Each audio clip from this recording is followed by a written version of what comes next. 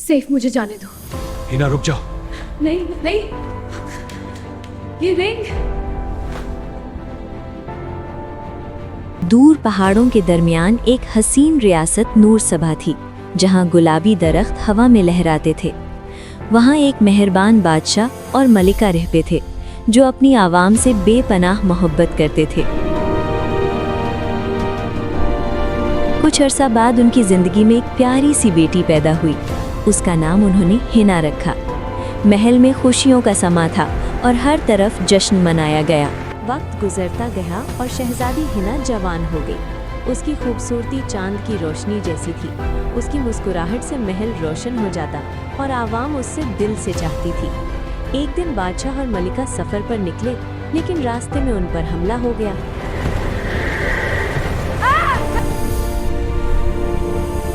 दोनों जख्मी होकर जान से हाथ धो बैठे। हिना अपने वालिदैन की मौत से टूट गई। वो दिन रात रोती रहती और किसी से बात नहीं करती थी। महल के हर कोने में उदासी थी और खुशी जैसे खो गई थी। कुछ दिन बाद एक औरत शगुफ्ता महल आई, जो अपने आप को बादशाह के बहन बताती थी। वो रोती हुई हिना से मिली और उसे तसल्ली देने लगी, मगर उसके दिल में कुछ और ही था। धीरे धीरे शगुफ्ता महल के फैसलों पर कब्जा करने लगी। हिना अपने गम में इतनी खोई थी कि उसे कुछ पता ही न चला।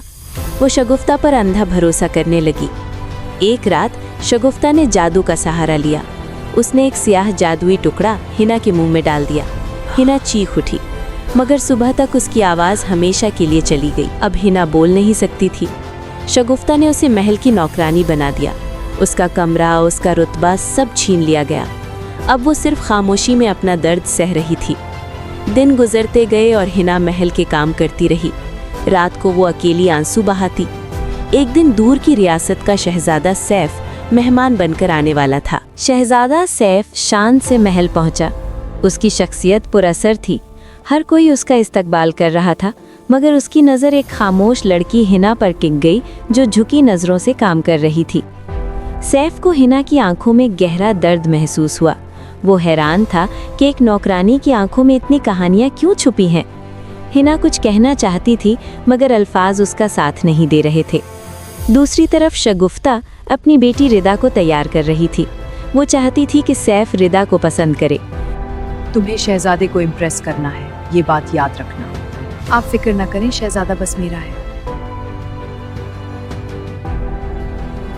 रिदा महंगी पोशाक में सजकर शहजादे के सामने गई, लेकिन सैफ का दिल रिदा में बिल्कुल नहीं लगा। उसका जहन बार बार उस खामोश लड़की की तरफ जा रहा था। उसे लग रहा था कि कोई राज उससे पुकार रहा है। रात को महल में एक शानदार जश्न रखा गया। हिना को भी मजबूरन तैयार किया गया। सादे लिबास के बावजूद उसकी खूबसूरती सब पर भारी थी और सब उसे देखकर हैरान रह गए। जश्न के दरमियान सैफ ने हिना के साथ डांस किया। अंधेरे की वजह से शहजादा हिना को पहचान ना सका। कुछ लम्हों के लिए हिना अपना दर्द भूल गई, लेकिन जब सैफ ने उसका नाम पूछा, वो खामोश रह गई और घबराकर वहां से भाग गई। भागते हुए अंधेरे में हिना की एक छोटी सी अंगूठी जमीन पर गिर गई। सैफ ने वो उठाई और उस वक्त उसने फैसला कर लिया कि वो उस लड़की को जरूर ढूंढेगा। अगले दिन सैफ पूरी रियासत में अंगूठी लेकर घूमने लगा। हर लड़की को पहना कर देखता, मगर अंगूठी किसी को फिट नहीं आती थी। उसकी बेचैनी बढ़ती जा रही थी। आखिर सैफ दोबारा महल आया।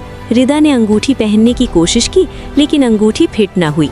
तब सैफ की नज़र हिना पर पड़ी, जो पीछे खामोशी से खड़ी थी।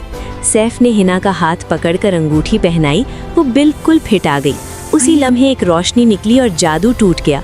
हिना की आवाज़ वापस आ गई और उसने सब सच बयान कर दिया। शगुफ्ता और हिना को पकड़ लिया गया और कैद कर लिया गया।